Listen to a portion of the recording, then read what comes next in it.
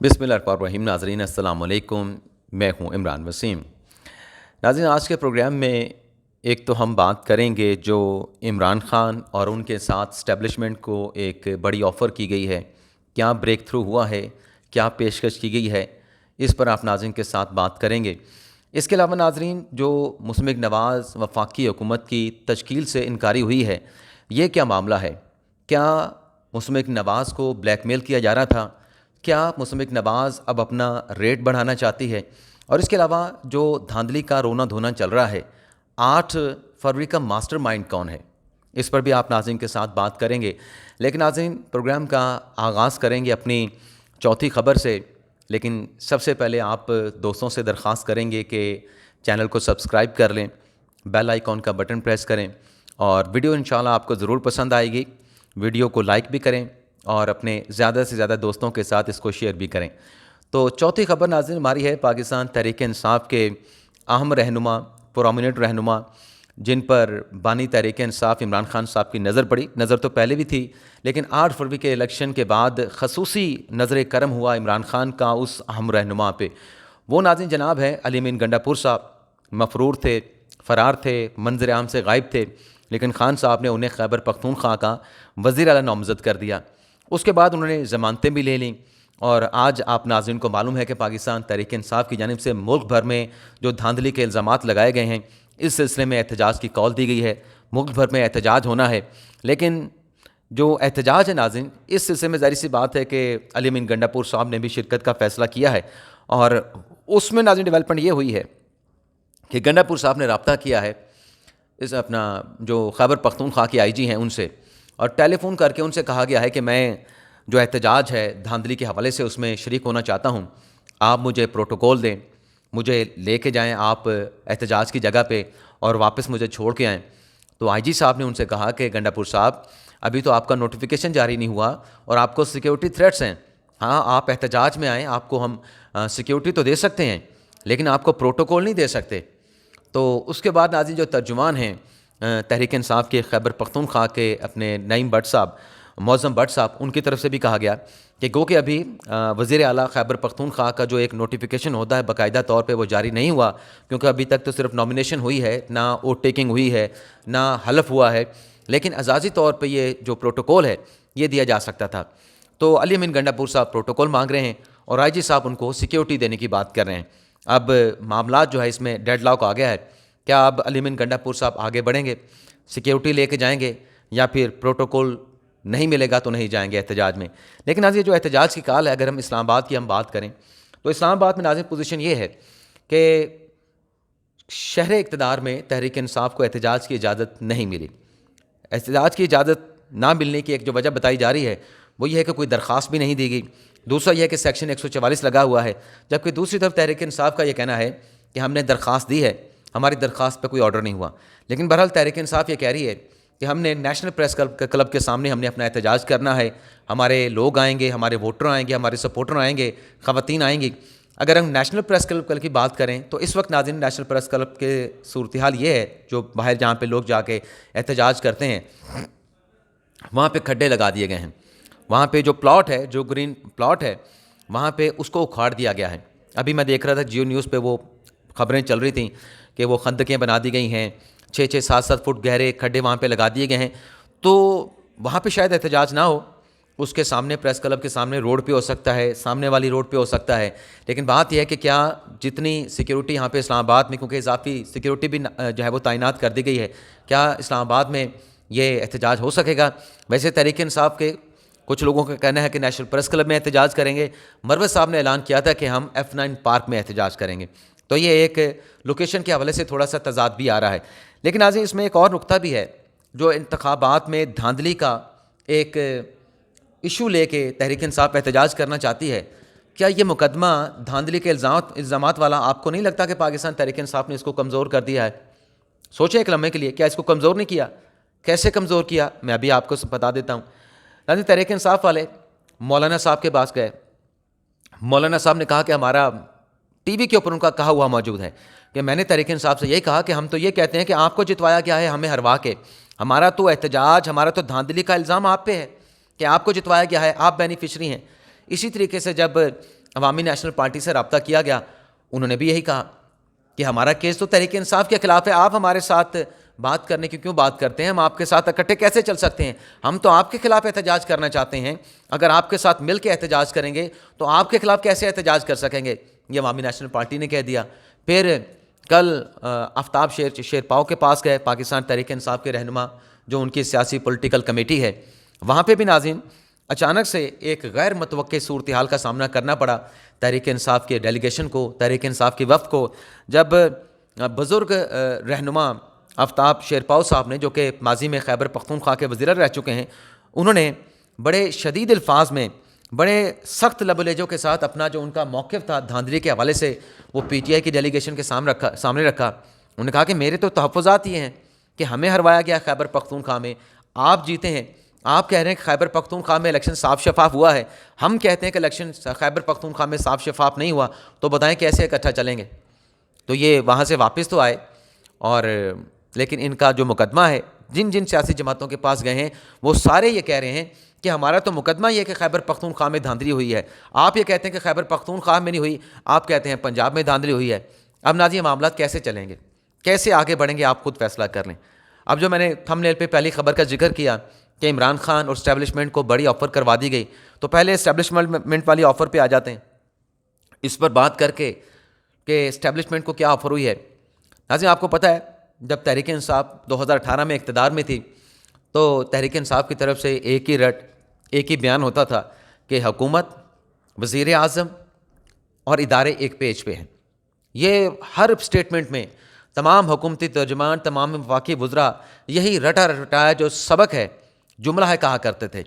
لیکن اس کے بعد ناظرین آپ یہ دیکھیں کہ اب کوئی ایسا اسٹیٹمنٹ نہیں آتا، بلکہ 9 مئی کا جو واقعہ ہوا، 9 مئی سے پہلے جو لانگ مارچ کیا گیا آرمی چیف کی تعیناتی سے پہلے، اس کے بعد آپ یہ دیکھیں کہ کئی مرتبہ پاکستان تحریک انصاف نے مذاکرات کی پیشکش کی، ملاقات کرنے کی کوشش کی، لیکن نہ ملاقات ہو سکی اسٹیبلشمنٹ کے سربراہ کے ساتھ، نہ مذاکرات شروع ہو سکے۔ انڈائریکٹلی کسی نے جا کے رابطہ کیا، کسی ریٹائرڈ فوجی نے، وہ الگ بات ہے، لیکن آج بھی پاکستان تحریک انصاف جو ہے وہ اسٹیبلشمنٹ کے ساتھ مذاکرات کے لیے تیار ہے۔ رؤف حسن صاحب نے رات انٹرویو میں کہا کہ ہم تو چاہتے ہیں اسٹیبلشمنٹ کے ساتھ مذاکرات ہوں، بات آگے بڑھے، اس میں کوئی مذاکرہ نہیں بلکہ بات ہونی چاہیے۔ لیکن ناظرین اب یہ ہوا ہے کہ اس سے ایک قدم آگے بات گئی ہے، جو اسٹیبلشمنٹ کو آفر کی گئی ہے، بلکہ اسٹیبلشمنٹ کو نہیں تمام سیاسی جماعتوں کو آفر کی گئی، لیکن جو سینٹر پوائنٹ ہے یا جو ٹارگٹ ہے وہ اسٹیبلشمنٹ ہے، جو ڈیولپمنٹ ہوئی ہے۔ علی محمد خان صاحب گئے ہیں اڈیالہ جیل میں، جا کے ملاقات کر کے آئے، ملاقات کر کے انہوں نے آ کے ایک ٹویٹ کیا ہے۔ علی محمد خان صاحب غالباً علی محمد خان صاحب یہ کہہ رہے ہیں کہ میری خان صاحب کے ساتھ ملاقات ہوئی، خان صاحب بڑے اچھے لگ رہے تھے، حشاش بشاش رکھ رہے تھے، بڑے تندرست اور توانا لگ رہے تھے، لیکن ساتھ میں انہوں نے کہا کہ بانی تحریک انصاف نے مجھے یہ کہا ہے کہ ہم حکومت میں آ کے جو فتح مکہ کا ماڈل ہے اس پہ چلیں گے، اس کو انٹروڈیوس کروائیں گے۔ اب ناظرین فتح مکہ کا ماڈل کیا ہے؟ وہ کفار جب نبی پاک صلی اللہ علیہ وسلم نے اسلام کی دعوت کا آغاز کیا، اسلام کی تبلیغ کا آغاز کیا، لوگوں کو بتایا کہ اسلام میں آئیں، چھوڑیں یہ کفار، اور اس کے بعد کیا ہوا؟ کفار نے ظلم و ستم کیے، آپ کے اوپر کوڑا کرکٹ گرایا گیا۔ طائف میں آپ کے ساتھ کیا ہوا؟ آپ کو ہجرت کرنا پڑی، آپ کو مدینے جانا پڑا۔ 10 سال کے بعد جب آپ نے فتح مکہ کیا، آپ نے ان تمام کفار کو معاف کر دیا، عام معافی کا آپ نے اعلان کر دیا سب کے لیے۔ تو یہ علی محمد خان صاحب اس فتح مکہ کے اس ماڈل کی بات کریں جہاں سب کو جو ہے وہ عام معافی دے دی گئی۔ اب عام معافی کس نے دینی ہے، کس کو نہیں دینی ہے، یہ آفر تو اسٹیبلشمنٹ کو کی جا رہی ہے، کیونکہ علی امین گنڈا پور صاحب یہ کہتے ہیں کہ اقتدار میں آ کے کسی سے انتقام نہیں لیں گے، آگے بڑھیں گے سچ کے ساتھ، معافی کے ساتھ اور درگزر کے ساتھ۔ لیکن وہاں سے جو بات ہے کہ 9 مئی کا واقعہ تو ہمارے اوپر حملہ تھا، تو آفر تو انہوں کر رہے ہیں کہ ہم انتقام نہیں لیں گے۔ اگر اسٹیبلشمنٹ میں ایسی سوچ ہے کہ اگر پی ٹی آئی کی حکومت آ گئی تو ہم سے انتقام لیا جائے گا، جو اعلیٰ عہدوں پہ بیٹھے ہیں، بھئی 9 مئی کے واقعے کا کیا بنے گا، وہ بھی اپنی جگہ پہ سوال ہے۔ لیکن ان تمام چیزوں سے ہٹ کے ناظرین چلیں، یہ ایک پیشکش، یہ ایک آفر کی پاکستان تحریک انصاف نے، لیکن بات یہ ہے کہ صرف اسٹیبلشمنٹ کے لیے کیوں، یہ دیگر سیاسی جماعتوں کے ساتھ یہ آفر کیوں نہیں ہے؟ یہ ویلڈ آفر دیگر سیاسی جماعتوں کے لیے جو ہے وہ اس کے ریڈیس میں کیوں نہیں آتی؟ اس آفر کے اندر دیگر سیاسی جماعتیں کیوں نہیں آتی؟ یعنی آپ مولانا کے ساتھ چلنے کے لیے تیار ہیں، آپ عوامی نیشنل پارٹی کے ساتھ چلنے کے لیے تیار ہیں, آپ جماعت اسلامی کے ساتھ چلنے کے لیے تیار ہیں, آپ ANP کے ساتھ رابطہ کر رہے ہیں, تو پھر جب آپ فتح مکہ کی بات کر رہے ہیں, فتح مکہ کے ماڈل کی بات کر رہے ہیں, تو پھر آپ پاکستان پیپلز پارٹی سے بھی بات کریں, پھر آپ مسلم نواز کے ساتھ بھی بات کریں. درگزر کی بات کرنی ہے, فتح مکہ کے ماڈل کی بات کرنی ہے, عام معافی کی بات کرنی ہے, ریکنسیلیشن کی, جو Nelson Mandela truth and reconciliation commission تھا, اس کی اگر آپ بات کرنی ہے تو پھر سب کے ساتھ بات کریں, تو پھر اختلافات سب کے ساتھ ختم کریں. آپ خود ہی باہر لگا رہے ہیں, خود ہی آفر کر رہے ہیں, تو بات کریں نا سب کے ساتھ, صرف اسٹیبلشمنٹ کو آپ آفر کر رہے ہیں.